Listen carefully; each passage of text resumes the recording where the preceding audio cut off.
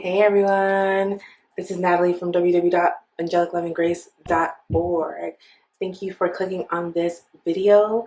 Thank you for subscribing to the channel. If you haven't subscribed, please subscribe.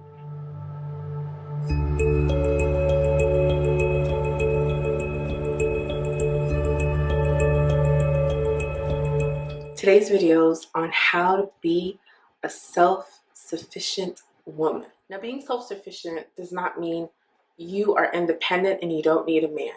No, it's far from it. Being self-sufficient means if there's something that happens, if something is wrong with my partner, if my partner can no longer provide for the family, if I can be self-sufficient, I can pick up the pace, I can do it. Number one recommendation. I always tell any of my clients or friends, family, when giving advice, to have an education. As a woman, like Natalie, I couldn't afford school. I couldn't go to school. I couldn't go to college. That's okay. That does not need to be the path that you need to take. Education comes in different forms. It can come at a school bench. It could be street smarts. It could be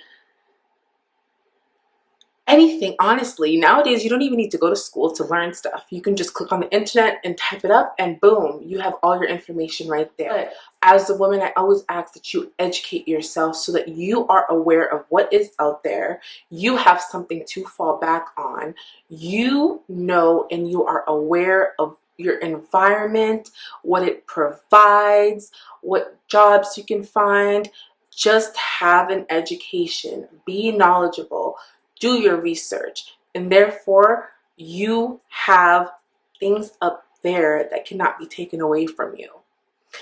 Another aspect that is important about being a self-sufficient woman is having your savings intact. Now, ladies, I'm not saying I'm perfect at this, but now I know it's scary because I'm a spender too. I love to spend. I overly spend. Whether you are married, single, or in a relationship, whatever type of relationship, you always want to have savings. Why are savings essential? Because savings give you the opportunity to have options. Okay, so if you are in a relationship with somebody who is honestly a douche, okay, you want to be self-sufficient. You want to have some money put to the side while you work and get your things together, so that if anything does happen, regardless if you are with a douche or you're just in a stable, committed relationship, you have some savings to fall back on. Those are your emergency funds. Now, this has nothing to do with I'm lying to my husband or I'm keeping a secret stash. No, these are your emergency funds. If something was to happen, regardless if it was your partner who got up and left, if your partner fell ill, if something was wrong with, the house or your kids or your apartment, whatever the case may be, always have an emergency fund, your savings, so that with anything that happens, at least you have something there. I always recommend, just by financial literature, that you save up to 10% of whatever income. Now, let's say you're married and you're not working. That is fine.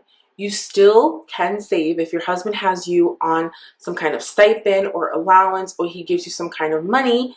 You need to be able to save some of that money so that if anything does happen, you have that little stash. Another part of being self-sufficient as a woman is to know that you need to rely on yourself. Rely on yourself.